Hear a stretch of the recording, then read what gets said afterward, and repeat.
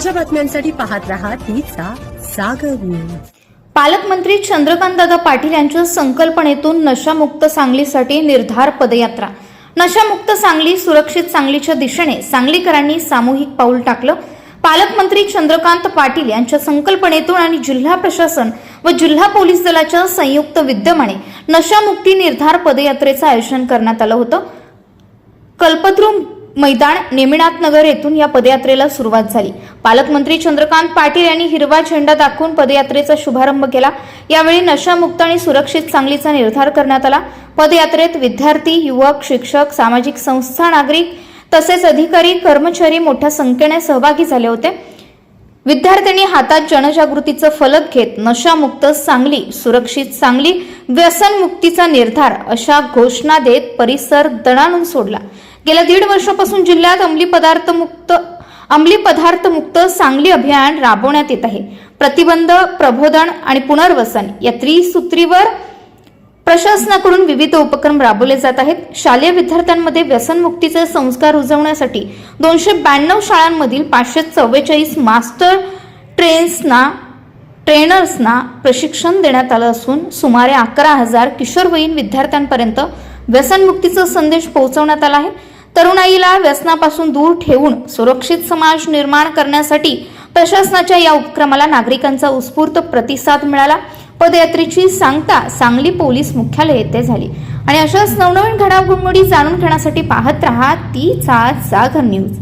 तर त्या नशेचं कंबरडं मोडणं, त्या नशेचा वाढता प्रभाव संपवणं हे एक मोठं चॅलेंज आहे आणि म्हणून गेले 2 वर्ष एक मोठा साठा विट्याच्या एका बंद कारखान्यात सापडल्यानंतर सगळा जिल्हा खडबडून जागा झाला। तर गेल्या 2 वर्षामध्ये इतके साठे सापडत आहेत। 2 दिवसापूर्वी 300 किलो गांजा जप्त केला। असं प्रबोधन, शिक्षा आणि ट्रीटमेंट ह्या 3 सूत्रीवर आपण चाललो आहे। प्रबोधनाचा भाग आज होता। हजारो शालेय कॉलेजचे विद्यार्थी, ज्येष्ठ नागरिक आज नशा विरोधी रॅलीमध्ये सहभागी झाले। मी पण ह्याला इतकं महत्त्व दिलं आहे की आज मंत्रिमंडळाची बैठक मंगळवारच्या ऐवजी सोमवारी लागली।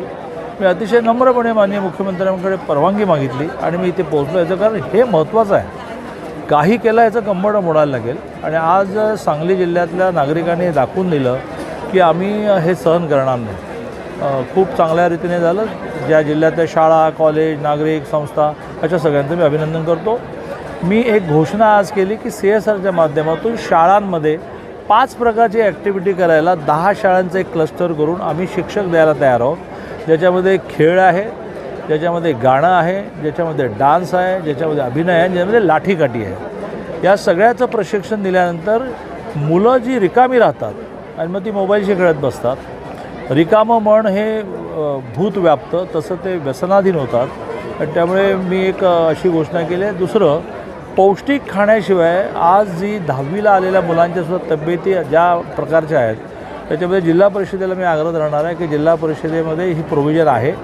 मध्यान्ह भोजनाव्यतिरिक्त वेगवेगळ्या तृणधान्याचे पदार्थ हे आपण शाळांमध्ये द्यायला सुरुवात करूया। सगळ्यांचे आभार। न्यूज।